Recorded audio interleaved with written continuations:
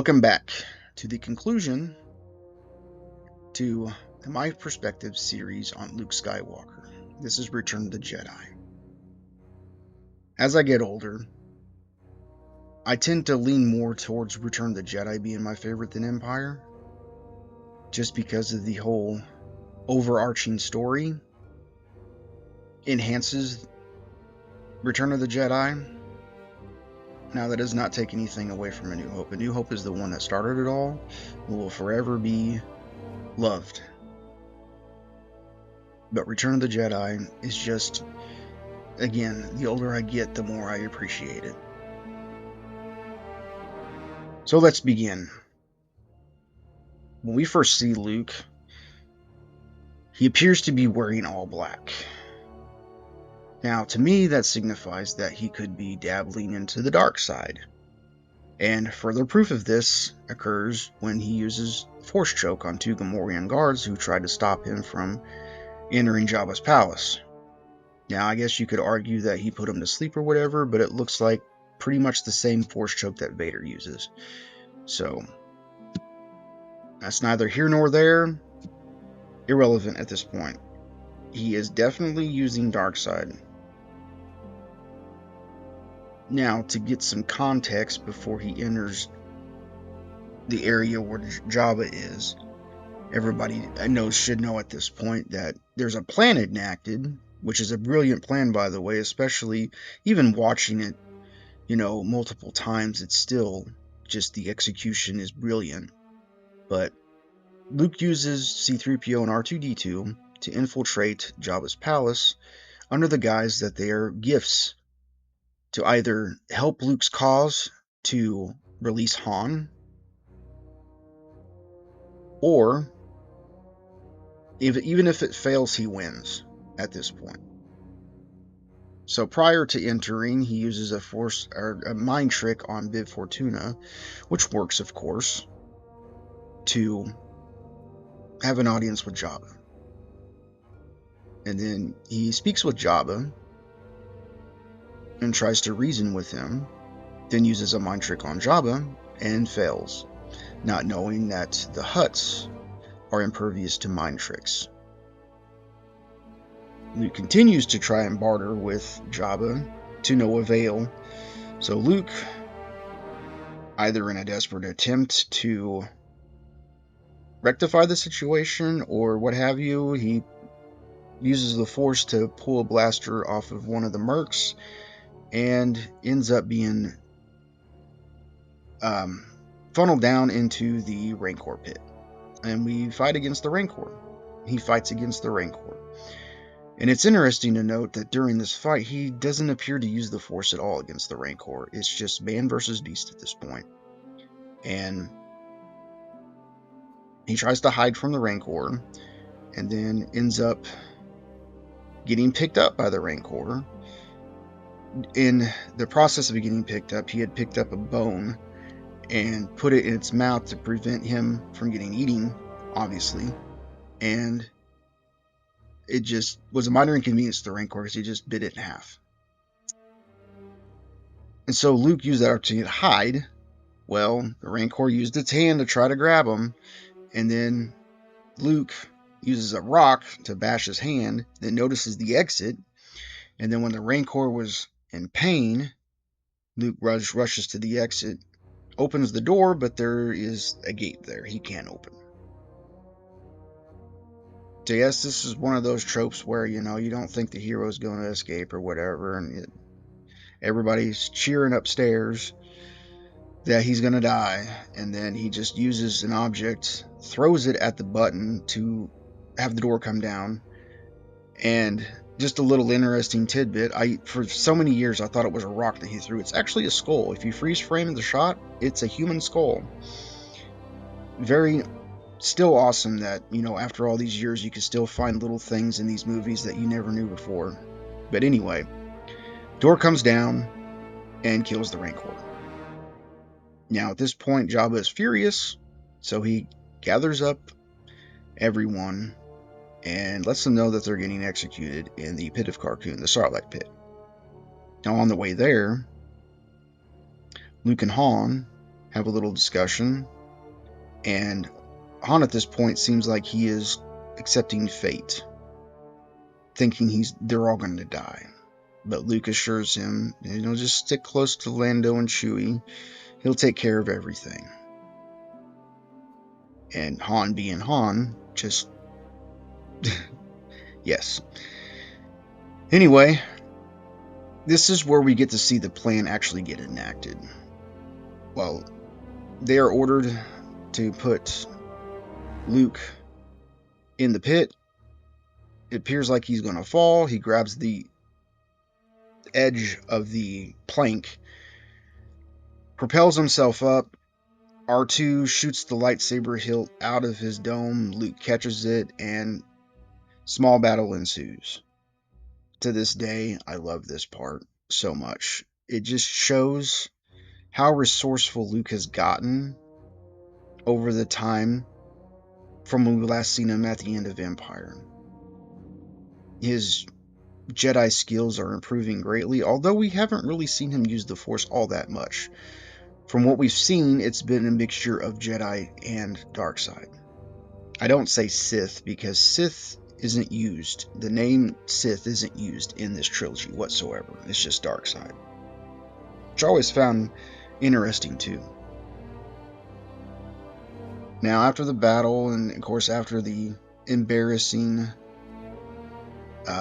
quote-unquote death of Boba Fett, everyone is rescued. Jabba's killed by Leia, and they set off on their separate ways yet again. Luke heading to Dagobah, where Han and the rest of the crew head to the Rebel fleet.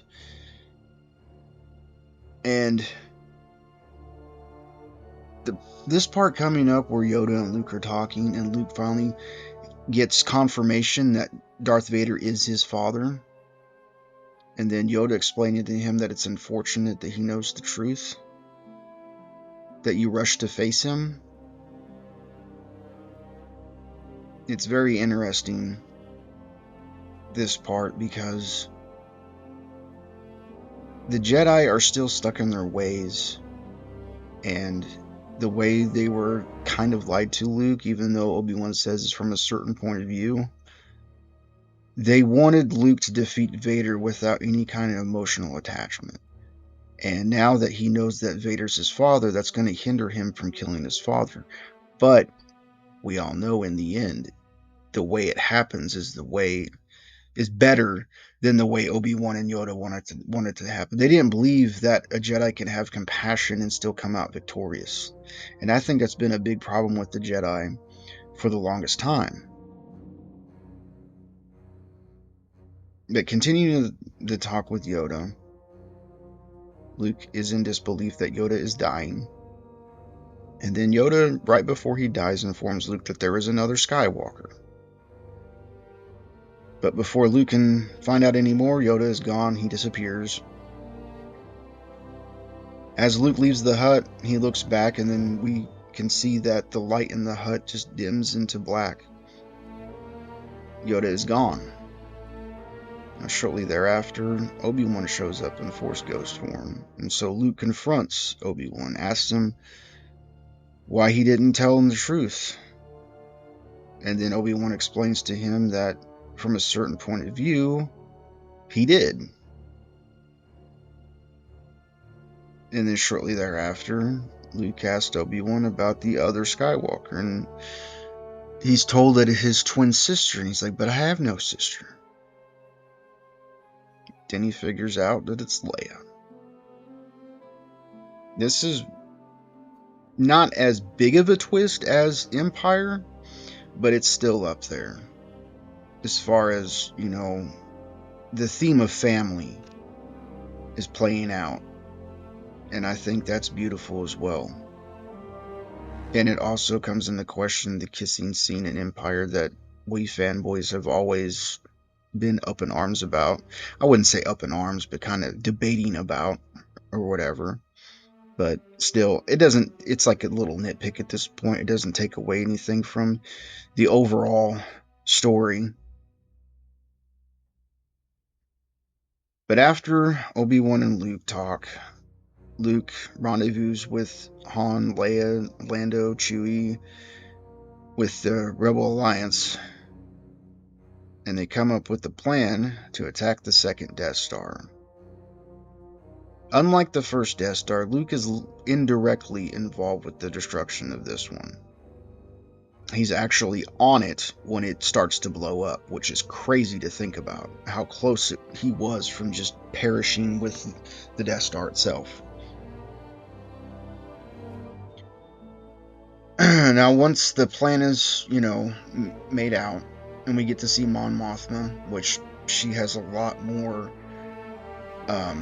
context now since Andor, which is amazing, but that's a story for a different time. Leia comes up to Luke. Actually, this is before the whole plan to destroy the Death. As soon as Luke gets there, Leia hugs him, and she asks him what's wrong. He's like, ask me again sometime. So then they come up with a plan. I apologize. Sometimes the scenes kind of get crossed. But anyway, shortly before landing on Endor, Luke can feel Vader's presence, and then he realizes that he's endangering the mission by being there. He's given away their position, if you will. So they land on Endor, and then I'm going to fast forward to the speeder bike chase because this is another sequence that still holds up, in my opinion. Luke and Leia are on a speeder bike trying to chase down a scout trooper before he can get reinforcements.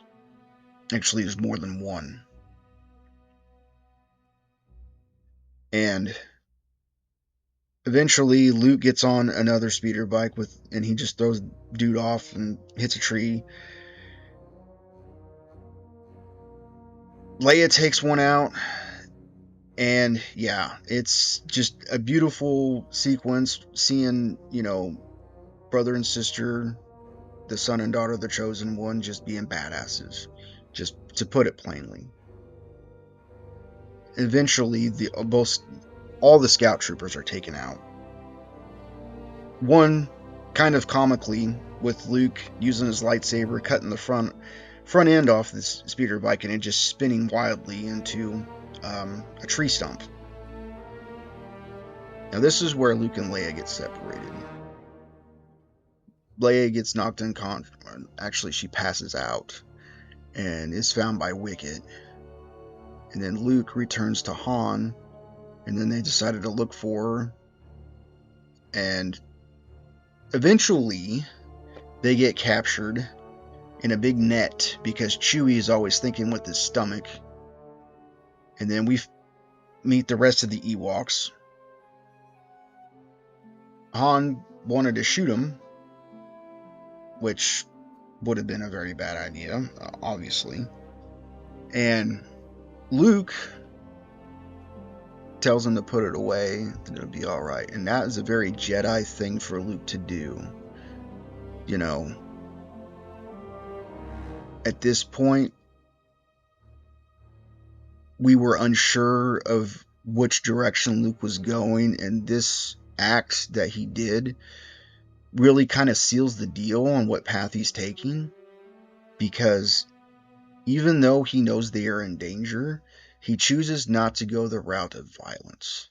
And that is so Jedi that, I don't know what else could be more Jedi than that.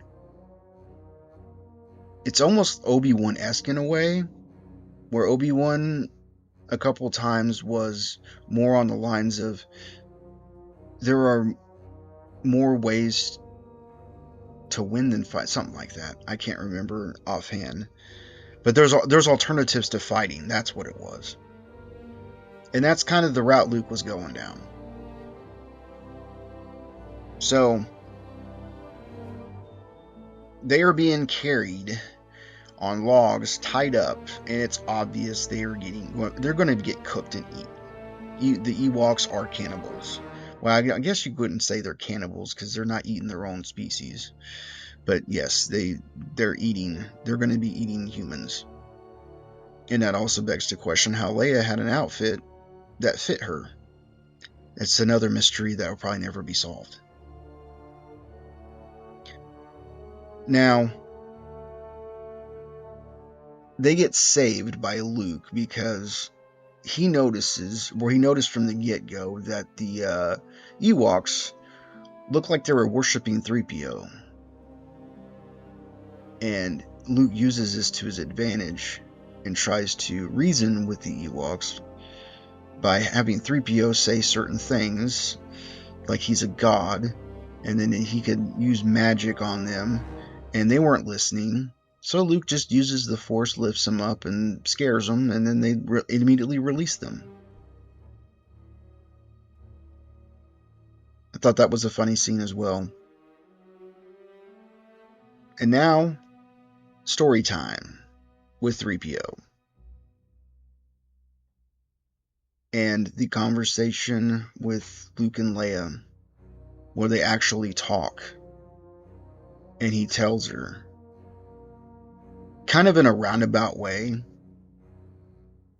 Now, this part coming up, it is a little bit controversial just because it's a plot hole. I'm not going to sugarcoat it. It is a plot hole that the prequels created that previously I didn't mind, but after the prequels, especially after Revenge of the Sith, Luke asks Leia if she remembers her mother, her real mother, and then she says that she was beautiful but sad. And yes, that's a plot hole because her being born and shortly, like right after Padme dies, yeah, how is she going to remember that?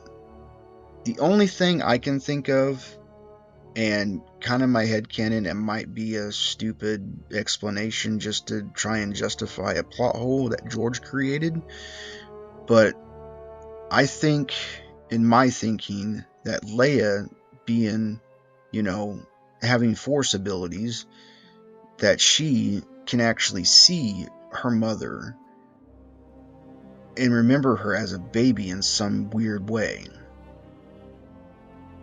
Or just maybe it was dreams or something. I don't know. Through the Force, she was able to feel her mother. I mean, that's the best way I can describe it. Perhaps, maybe. I don't know. But either way, it's a plot hole at the end of the day. Now,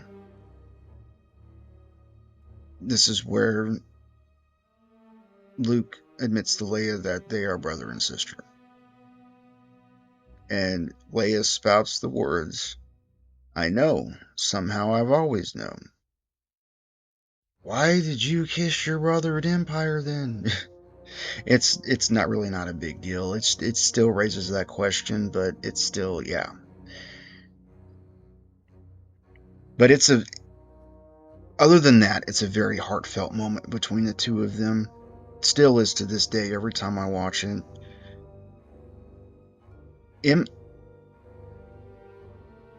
Return of the Jedi gets me more emotional now than Empire does. I think that's the reason why I'm leaning more towards Return of the Jedi.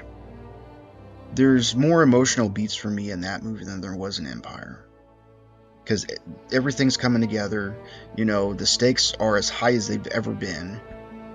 And yeah, that's pretty much my reasoning on why Return of the Jedi is my favorite original trilogy film as of this moment. Who knows, that may change. And Luke tells her that, how she found out that they were brother and sister is Luke told her that he's going to turn himself in, and he admits that Vader's his father. And then she now knows that Vader's her father as well. And that has got to be a gut punch. Watching a man stand by and let her home planet be destroyed, that man is her father. I don't know why people still question why Leia will never forgive him. Even Anakin. I understand. I totally understand her point of view.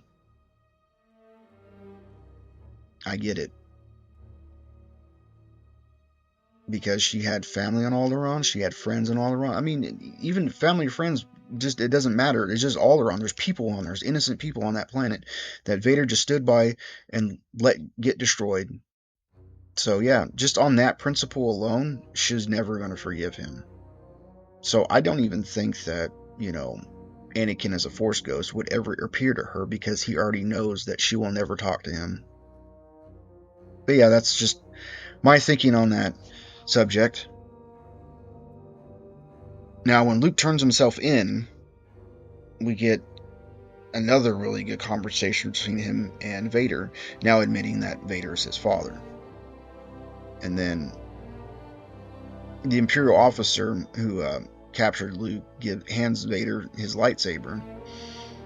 He ignites it and admires the craftsmanship, and pretty much admits that Luke's training is complete, that he's a Jedi.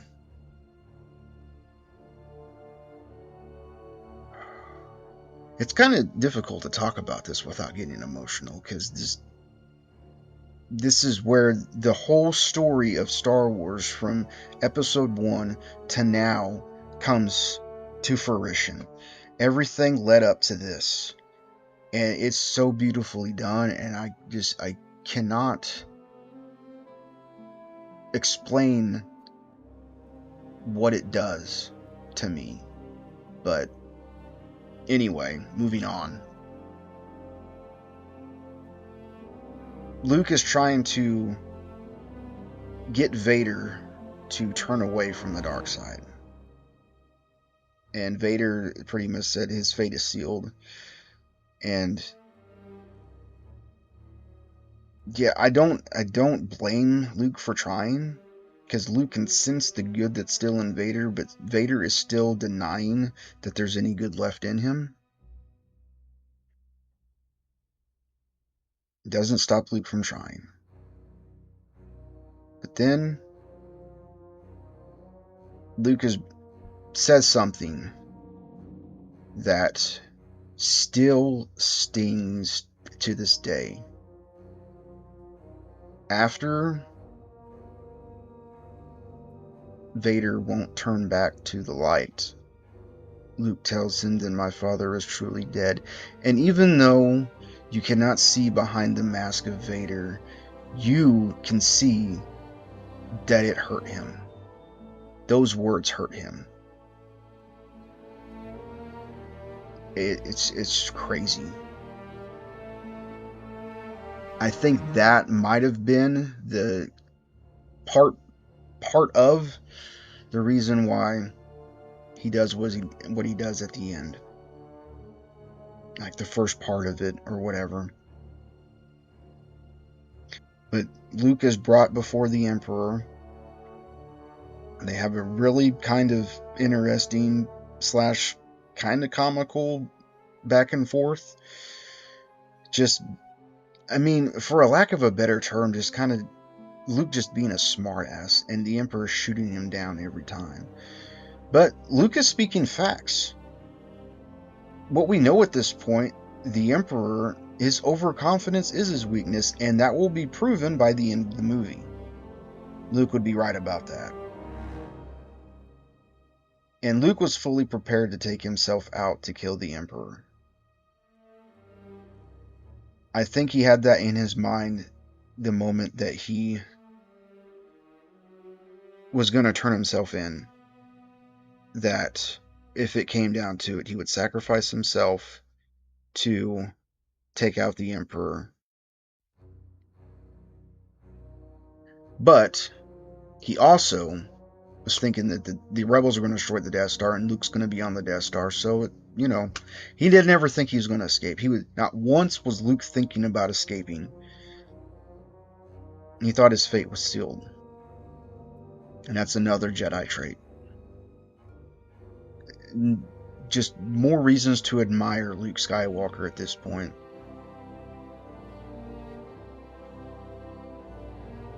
And then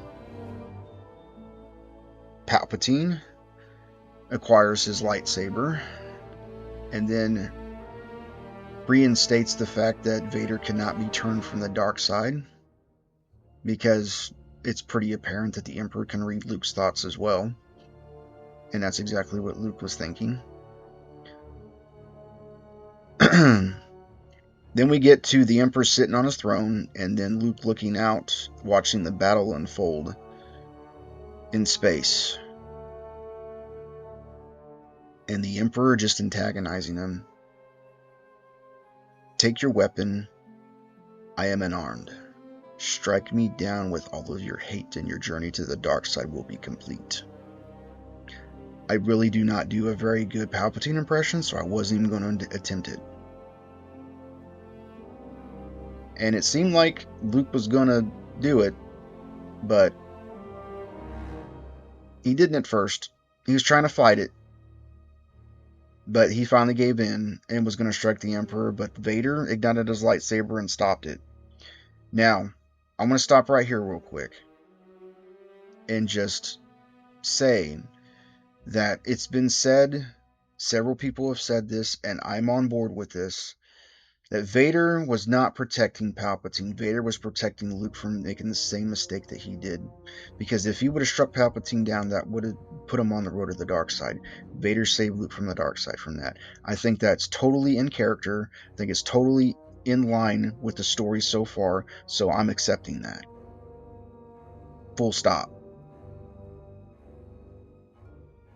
Now we get to the duel, which is still really good to this day. Not just the lightsaber fighting, but the talk between Vader and Luke. Luke is still on the point of telling Vader that there's still good in him, that there's a conflict, and Vader still denying it, that there is no conflict. And if you will not turn, then you will be destroyed. And it's at this point Luke was trying not to fight him, because I will not fight you. And Luke was obviously thinking about Leia at the time, because Vader read his thoughts and said, "Sister, so you have a twin sister." Obi-Wan was wise to hide her from me. Now his failure is complete. If you will not turn, then perhaps she will. And then Luke comes out just like full anger and just lashes out at Vader. Vader was not prepared for this at all. And then Luke defeats him, ends up cutting off his hand.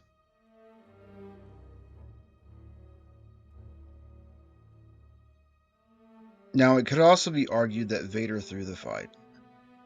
Vader at no point wanted to kill Luke, because Vader wanted Luke to join him to kill the Emperor. The problem was, more and more of Anakin was coming out because of Luke. And the conflict was there, no matter how many times that Vader would actually deny it. The conflict was there. Luke was right the entire time. I think if it would have been full-fledged Vader, Luke would have stood no chance. With as little training as Luke had at this point, I believe that Luke would have died. Full stop. It's just, I don't think there's an argument to be had there. Luke did not have enough training at that point to defeat a prime Vader. The fact that Vader was conflicted, that Luke was his son, those were key factors in Luke defeating Vader, and the fact that Luke actually used the dark side against Vader to defeat him. And Luke turned away from that when he looked at his hand and saw that he did the exact same thing to his father as he did to him. And that's when he snapped out of it. Looked at the Emperor and says, "You failed, Your Highness. I am a Jedi, like my father before me," after throwing his lightsaber. And that, to this day, is like the perfect representation of what a Jedi should be. Just throwing away your weapons, leaving yourself open to fate, because you refuse to go down a path that only brings pain and suffering.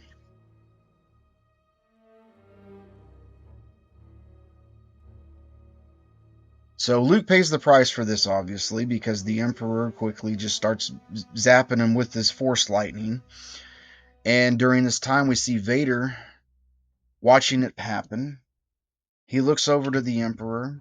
You think he's going to do something, but he does it a couple times, and he just does nothing. And he looks back, picks up the Emperor, throws him into the chasm, and it looks like we see like these souls getting released from the Emperor, like kind of hinting that the Emperor has been, I don't know, it's just weird to think about at that time because we didn't know much else about, or I didn't know much about Star Wars at the time. So it did look like a bunch of soul spirits being released from Palpatine, as powerful as he was. So it's not beyond any stretch of imagination that the Emperor had some kind of Sith alchemy thing, you know, where he absorbed power from other people, perhaps the ones that he killed, not necessarily all Force sensitive, but just people in general. Don't know. That's still, even with my vast knowledge of Star Wars to this day, I'm still kind of perplexed by that whole thing. I still haven't gotten any really answers. There may be answers out there, I just haven't found them yet. Anyway, so Vader is dying, obviously, at this point because his suit got short circuited. So Luke drags him to the landing platform of the Imperial shuttle.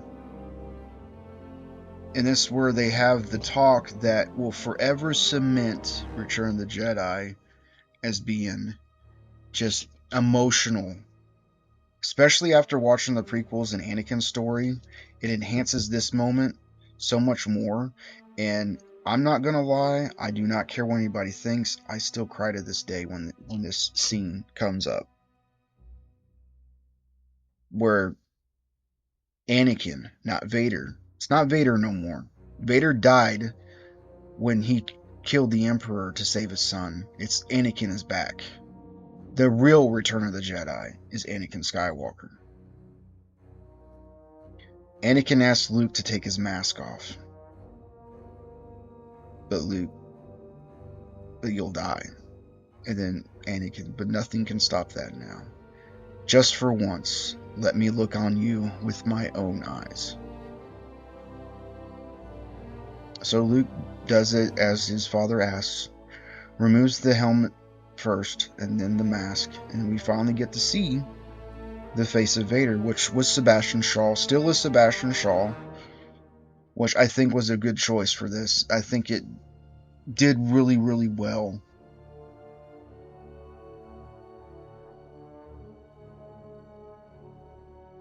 So then Anakin says, now go, my son, leave me. And then Luke, but I gotta save you. You already have. Tell your sister you were right. I know I skipped a bit of dialogue there, but it still remains the same. It's a very bittersweet conversation.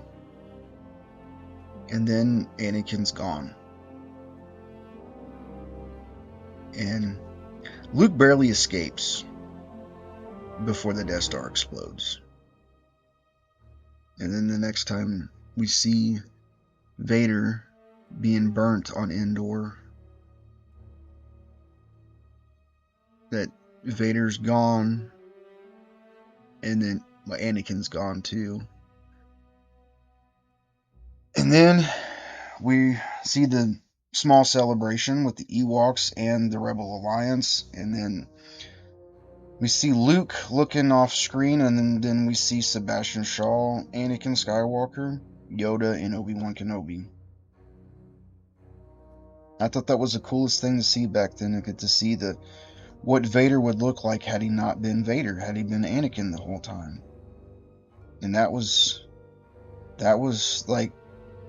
pretty awesome. And like I said, watching the prequels enhances that to the max. Makes it even more emotional. But yeah, that's just Luke, even going back to A New Hope, going from just a farm boy nobody, young, naive, immature, impatient, to this embodiment of hope, compassion, several other things wrapped into one.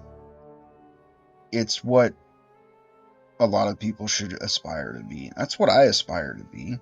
Now, I'm not even close to being on that level, and I don't think I ever will be, but I try. But he is an inspiration to be the best that you can be and to never give up. And don't lose hope on people. And Luke didn't lose hope for Anakin, and it paid off in the end. And he proved that compassion can save, and a Jedi can have compassion and not fall to the dark side. And that's more or less the kind of Jedi way that I would follow. Is compassion's a very the whole no emotion there is peace thing. No, the no emotion just doesn't make sense to me. But that's for another time. If you have made it this far, I thank you so much for listening to me ramble about Star Wars and my feelings on why Luke is my favorite original trilogy character. I hope that you have learned some new things. If not, then thanks for watching anyway. I will be back with this series on Anakin Skywalker. I'm not sure when I'll start it, but or if I'll do something else before it. I'm not sure what I'm going to do yet, but I wanted to finish this because this was fresh in my mind right when I started this channel.